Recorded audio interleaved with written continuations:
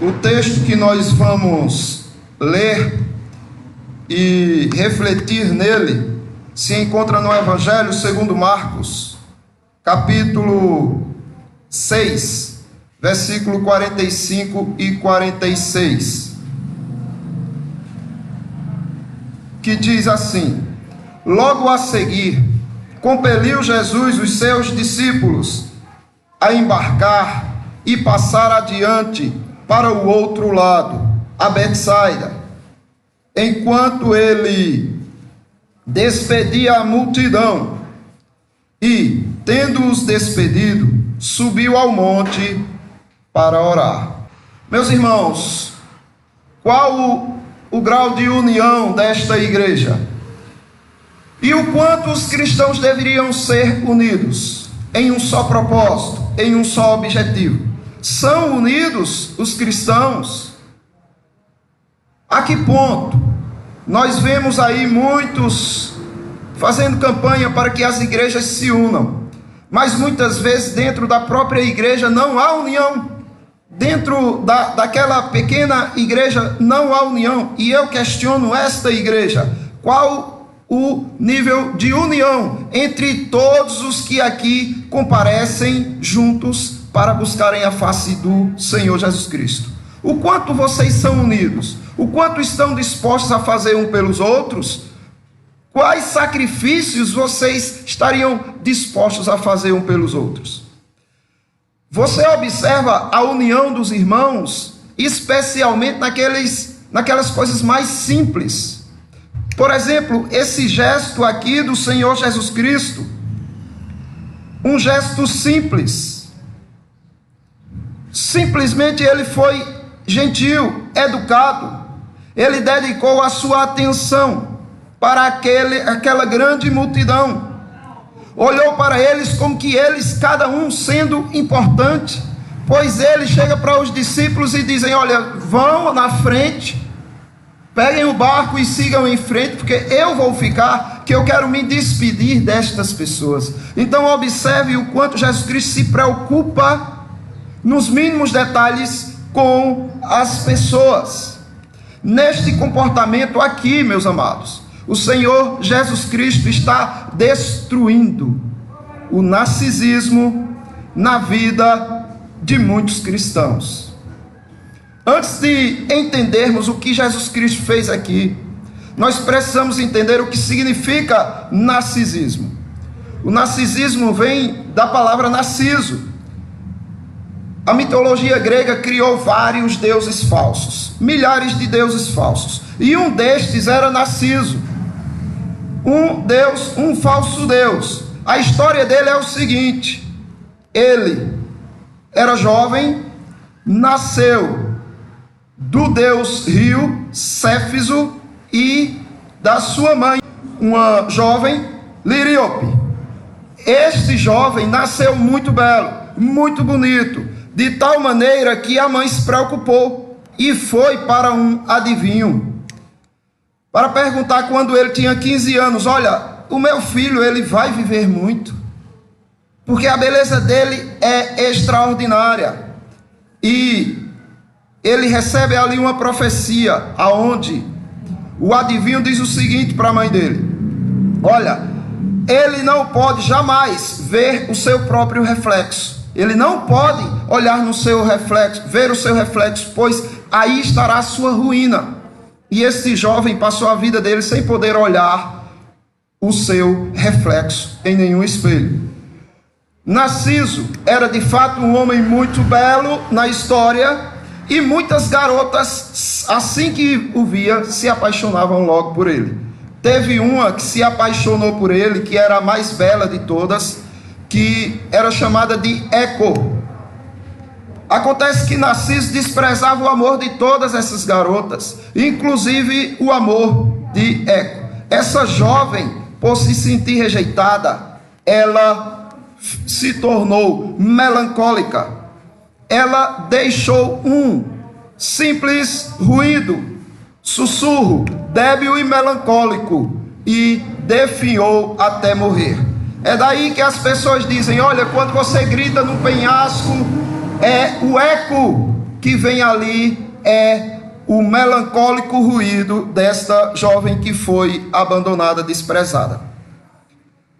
E o que aconteceu? Narciso, posteriormente, olha para o lago e vê o seu reflexo no lago. Ali ele se apaixona pelo seu próprio reflexo. Ele se apaixona por si mesmo de uma forma tão grandiosa que ele não consegue mais sair dali. E ele passa todo o resto da sua vida ali preso à sua própria imagem, até que definha e morre. Narciso, meus amados, acha feio tudo que não é espelho, como muitos crentes acham feio tudo o que não reflete a sua própria imagem. Muitos crentes acham feio qualquer pessoa que o ignore, qualquer pessoa que não o elogie, qualquer pessoa que o repreenda, qualquer pessoa que faça alguma injustiça com ele. Ele acha tão feio essa pessoa, tão feio, que ele nunca mais quer ser bondoso, simpático ou gentil com essa pessoa. Então ele resolve tratar essa pessoa com a mesma moeda. E o que Jesus Cristo está fazendo aqui é totalmente o contrário, meus amados. A primeira questão que eu quero ver com vocês é justamente essa. Os cristãos narcisistas não compartilham o seu amor. Os cristãos narcisistas, eles não estão dispostos a doar o seu amor. O contrário justamente do que fez Jesus Cristo aqui. Jesus Cristo dedica ali a sua bondade, a sua atenção para todas aquelas pessoas que ali estavam. Aquelas pessoas passam a perceber o quanto Jesus Cristo se preocupava com ele. Jesus Cristo, depois de dar um sermão para aquelas pessoas, depois de alimentar aquelas pessoas, Jesus Cristo diz: olha, vocês vão indo, que eu vou me despedir destas pessoas. Imagine você se despedir de uma multidão de mais de 5.000 pessoas, porque só de homens tinham 5.000, isso sem contar as mulheres e as crianças. Aqui Jesus Cristo mostra que se importa com os pequenos detalhes. Um simples gesto de educação, um simples gesto de simpatia faz com que as pessoas vejam que você a considera. Jesus, ele tinha motivos para ignorar essas pessoas? Tinha, meus irmãos. Observe que Jesus Cristo, primeiro, ele viu que ali era uma multidão muito grande. Por que perder tempo se despedindo daquelas pessoas, quando ele simplesmente podia ir embora e deixar elas ao léu ali? Mas ele faz questão de se despedir daquelas pessoas, daquela grande multidão. Então, o primeiro motivo que você vê que Jesus Cristo tinha para ignorar aquelas pessoas e simplesmente sair, era o fato de serem muitos. É cansativo você se despedir de mais de 5.000 pessoas. E que contexto era esse, meus irmãos? Esse era o contexto onde Jesus Cristo antes havia sido rejeitado pelos seus conterrâneos. Os seus próprios conterrâneos o rejeitaram. O versículo 2 a 6 diz assim: chegando o sábado, passou a ensinar nas sinagogas, e muitos ouvindo se maravilhavam, dizendo: de onde vem a este estas coisas? Que sabedoria é esta que lhe foi dada? E como faz tais maravilhas? Não é este o carpinteiro, filho de Maria, irmão de Tiago, José, Judas e Simão? E não vivem aqui entre nós suas irmãs? E se escandalizavam nele. E o que Jesus Cristo disse? Jesus, porém, lhes disse: não há profeta sem honra senão na sua terra, entre os seus parentes e na sua casa. Então observe que aqui Jesus Cristo já vinha de um contexto de reprovação, de rejeição, e mesmo assim disse: vão na frente que eu vou me despedir de cada um. Outra coisa também, Jesus Cristo havia recentemente perdido o seu primo, aquele que foi o seu precursor, aquele que anunciou a vinda do Messias, a sua vinda. João Batista havia recentemente sido decapitado, preso e foi decapitado. Então, mais um motivo para Jesus Cristo estar estressado e expressar o seu estresse descarregando ali naquele momento. Outra coisa, o cansaço físico e mental que Jesus Cristo estava naquela ocasião ali. Do versículo 31 por diante diz: e ele lhes disse: vinde repousar um pouco à parte, num lugar deserto, porque eles não tinham tempo nem para comer, visto serem numerosos os que iam e vinham. Então foram a sós num barco para um lugar solitário. Muitos, porém, os viram partir e, reconhecendo-os, correram para lá, a pé, de todas as cidades, e chegaram antes deles. Ao desembarcar, viu Jesus uma grande multidão e compadeceu-se deles, porque eram como ovelhas que não têm pastor, e passou a ensinar-lhes muitas coisas.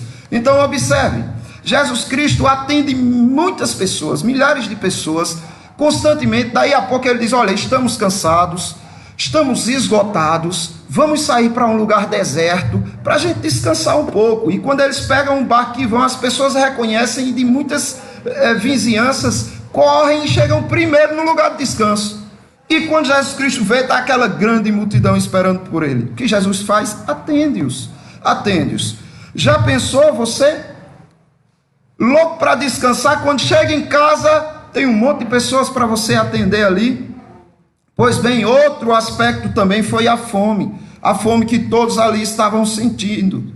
Jesus Cristo ali multiplica os pães e os peixes, de maneira que mais de 5.000 pessoas são alimentadas. Vocês lembram de Moisés? Moisés teve essa mesma missão de alimentar uma grande multidão que estava faminta, né? Querendo carnes. E o que Moisés disse? Em Números 11, do 11 por diante, disse Moisés ao Senhor: por que fizestes mal ao teu servo?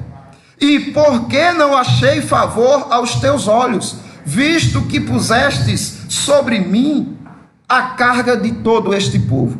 Concebi eu, porventura, todo este povo? Dei eu a luz, para que me digas: leva-o ao teu colo, como leva a criança que mama, a terra que, sob juramento, prometeu dar a seus pais. Donde teria eu carne para dar a todo este povo? Pois chora diante de mim, dizendo: dai-nos carne, para que possamos comer. Eu sozinho não posso levar todo este povo, pois me é pesado demais. Assim, se assim me tratas, mata-me de vez. Eu te peço, se tenho achado favor aos teus olhos, e não me deixe ver a minha própria miséria. Eu prefiro que o Senhor me mate, do que lidar com esse povo. Então observe que o ser humano, ele é muito impulsivo, e ele é muito esgotado e estressado na sua paciência. Moisés teve essas ocasiões, mas Moisés conduziu todo o povo. Jesus Cristo agiu diferente de Moisés.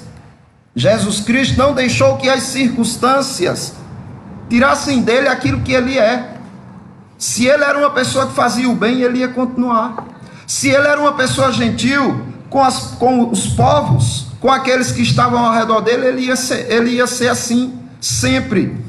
Ele não rejeitava nem desprezava a bondade, a misericórdia, a simpatia. Pois bem, muitos cristãos têm esse complexo de narciso.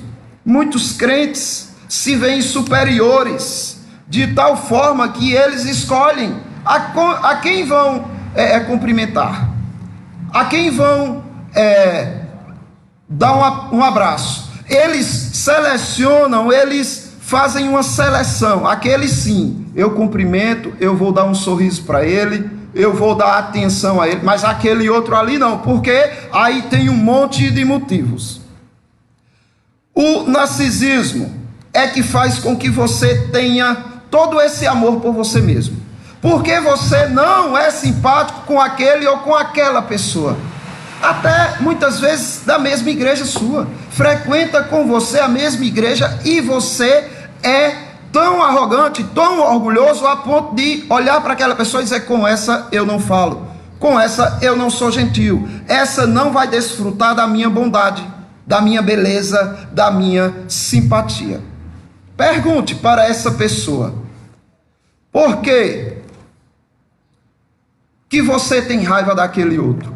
Por que você não cumprimenta? Por que você não é simpático com aquela pessoa? Por que você não fala com ela? Por que não elogia? Só tem críticas contra essa pessoa. Porque este irmão deixou você de alguma maneira na mão, te magoou, fez com que você guardasse rancor em seu coração. Sim, eles podem dizer isso. Foi porque ele falhou comigo, ela falhou comigo, foi feio. Ninguém suportaria o que foi feito comigo por aquela pessoa. E aí, desse dia para frente, passa a ser orgulhoso e arrogante contra aquela pessoa.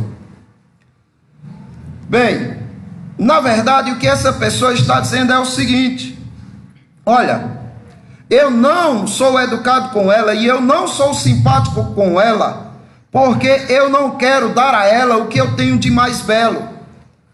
Eu não quero dar a ela aquilo que eu tenho de bom, porque ela não merece. Se ela não merece, é porque eu sou melhor do que ela. O meu amor, a minha bondade, a minha simpatia é gloriosa, é perfeita, é santa. Então eu dou somente a determinadas pessoas. Não darei meu lindo ser a este feio pecador. É isso que o cristão está dizendo. É isto. Ele olha para si e diz: eu sou muito bonito, eu sou muito belo, o que eu tenho em mim é muito precioso, e eu não vou dar a qualquer um, não. Eu não vou dar àqueles que são inferiores a mim, eu vou dar àqueles que estão no mesmo nível que eu. Se são bondosos, se são educados, eu também serei. Estas pessoas, meus amados, jamais compartilharão o seu amor. Sabe por quê? Porque elas são como Narciso. Elas olham para si e se acham belas demais. Elas se acham superiores, se acham importantes. Já imaginou Deus fazendo assim com você? Se Deus fizesse o mesmo com você, que se apaixonou por si próprio. Se Deus dissesse o seguinte: olha, vou comparar o meu amor com o teu, e vou ver se você é digno do meu amor, digno da minha bondade, digno do meu carinho, da minha afeição. O que aconteceria com você?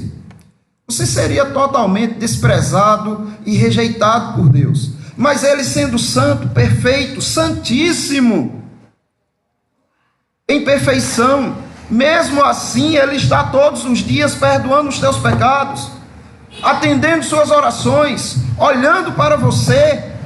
E você olha para um irmão que falhou e diz: desse daí eu quero distância.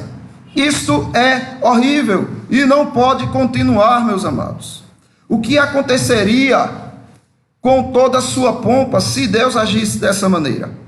Deixe de ser tolo, deixe de ser ignorante. Olhe, na verdade, você é feio, você é feia, muito feio, muito feia. Vocês são horríveis, tão horríveis quanto qualquer outro verme. É o que são, desprezíveis. Isso não sou eu que estou dizendo, não sou eu, é o Deus Altíssimo que diz em sua palavra. Isaías 64, do 6, diz o seguinte: mas todos nós somos como um imundo. É isso que vocês são, imundos. Porque não querem então dispensar favor, educação, carinho para alguém a quem vocês julgam inferior a vocês? Não façam isto. Todos nós somos como imundo, e todas as nossas justiças como trapo de imundícia. Sabe o que significa trapo de imundícia? Eram os panos que eram envolvidos nos leprosos. A lepra é uma doença terrível que fazia a pessoa apodrecer. Sua carne apodrecia e caía o nariz, caía a orelha, de tão podre que ficavam. E os leprosos se enfaixavam. E aí, quando eles tiravam aquelas faixas, suas feridas vinham, todo aquele nojo vinha agarrado na faixa e eles jogavam fora para colocar outra. Trapo de imundícia é isso. O que você faz de bom é trapo de imundícia. Todos nós murchamos como a folha, e as nossas iniquidades como um vento nos arrebatam. É isso daí. Ninguém é digno do amor de Deus, e Ele concedeu. Ninguém é melhor do que ninguém, todos são iguais. Então por que tratar o outro com desprezo, virar a cara, falar mal? Por que ignorar? Por que se sentir superior se você não passa de um imundo? Ageu, ele disse o seguinte no capítulo 2, versículo 14. Então prosseguiu Ageu: assim é este povo, e assim esta nação perante mim, diz o Senhor, assim é toda a obra de suas mãos, e o que ali oferece, tudo é imundo, tudo é imundo. Então, não venham achar que vocês são especiais, que vocês são melhores do que aqueles que falharam com vocês, porque não são, todos iguais em imundícia. Agora, o que é que faz de você diferente? O que é que faz com que você seja belo? O que é que faz com que você seja uma pessoa aos olhos de Deus sublime, especial, maravilhosa, linda, lindo? O que é que faz? Tenha certeza que não é nada em você, é o que há em Cristo. Observe, na segunda epístola do apóstolo Paulo aos Coríntios, capítulo 8, versículo 9, diz: pois conheceis a graça de nosso Senhor Jesus Cristo, que sendo rico, se fez pobre por amor de vós. Entendeu? Vocês eram pobres, moribundos, mas Ele tomou o lugar de vocês, Ele assumiu o lugar de vocês, Ele ficou feio por causa de vocês, e ficou pobre por causa de vocês, porque amou vocês, mesmo vocês não tendo beleza nenhuma, mesmo vocês sendo imundos, Ele amou vocês, para que pela sua pobreza vos tornasseis ricos. Ele se fez pobres para que vocês perante Deus se tornassem ricos, belíssimos, lindos. Então foi Cristo que fez isso por vocês. Se vocês são alguma coisa é por causa dele. Então por que desprezar o seu irmão simplesmente porque ele causou um mal a você? Por quê? Se você não é melhor do que ele. Outra coisa, Paulo escrevendo aos Gálatas em sua epístola diz, capítulo 3, versículo 13: Cristo nos resgatou da maldição da lei, fazendo-se ele próprio maldição em nosso lugar, porque está escrito: maldito todo aquele que for pendurado no madeiro. Então observe, ele se tornou maldição no seu lugar. Você era maldito, Deus não via beleza nenhuma em você, tudo que você fazia era maldito, imundo. E aí Cristo vem e assume essa condição, e Cristo se torna feio, maldito, imundo, por sua causa, para que você se tornasse belo, lindo, rico aos olhos de Deus. E por que você ignora aquele que está ao teu lado, aquele que é igual a você, aquele que é tão sujeito a falhas quanto você? Ele se fez pobre, feio, maldito, para que você se tornasse nele rico, belo, sublime aos olhos do Pai. E portanto, meus queridos, é isso que eu quero deixar de reflexão para vocês. Vejam bem o que vocês estão fazendo com aquilo que Deus concedeu a vocês. O Senhor Jesus Cristo, ele veio matar Narciso, o narcisismo no coração de cada um. Para isso, ele não só deu ordens, como deixou exemplos. Ele tratou com um povo rebelde, que por conta do tempo deixaremos para falar em outra ocasião. Vocês vão ver que esse povo aqui, que estava ali com ele, era um povo rebelde. No nosso próximo encontro, se Deus assim permitir, vocês verão que este povo murmurou contra ele. Este povo aqui, a quem ele estava sendo educado, foi o povo que pediu a morte dele, que preferiu um criminoso a ele. Este povo aqui, meus irmãos, foi o povo que o desprezou.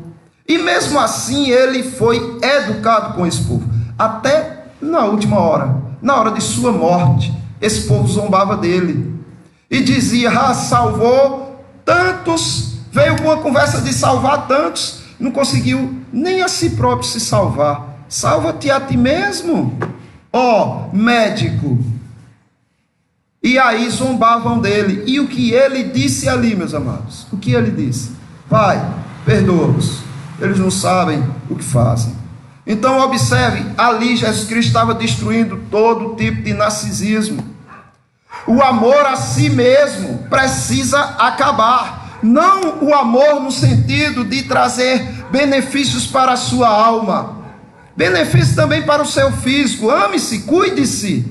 Mas pensando no seguinte, em usar esse físico que você está cuidando com tanto carinho, embelezando tanto, para o reino de Deus, para o benefício de todos, e não somente daqueles que te fazem o bem, porque é outra coisa que nós vamos ver. O narcisista, não é que ele não dedique seu amor para as pessoas, ele até dedica, mas quando ele recebe algo bom, que ele considera glorioso dessa pessoa, então ele acha que tem alguma dívida, e faz o mesmo. Nós vamos ver, na próxima ocasião, que os cristãos narcisistas são apenas mais um do mesmo. São apenas mais um do mesmo. São iguais os ímpios. Não existe diferença. A única diferença está na aparência. Na aparência eles vêm para a igreja, os ímpios não. Na aparência eles conversam da Bíblia, os ímpios não. Na aparência eles louvam Jesus, os ímpios não. Nisso sim. Mas internamente eles são iguais. Eles amam como os ímpios amam. E isso não pode, você não pode ser mais um do mesmo. Ser cristão exige profunda responsabilidade. Jesus Cristo deixou seu exemplo, e eu espero que vocês o imitem. Eu espero que vocês façam como ele fez. Simpático, amável, bondoso com todos. Igual o Pai Celeste, que faz nascer esse sol, como estamos vendo aí, sobre justos e injustos. Imitem o Pai Celestial. Não imitem aquelas pessoas que fazem o que é mal aos olhos de Deus. Matem Narciso dos vossos corações. Só existe uma forma de você matar Narciso no seu coração. É olhando para a morte de Cristo. A morte de Narciso se dá na morte de Cristo. Então que Deus abençoe aos amados, que vocês possam refletir em que vida vocês estão levando, que tipo de comportamento vocês estão testemunhando aí fora, se é diferente ou igual. E se Deus assim nos abençoar, nós estaremos vendo essa segunda parte do nosso sermão.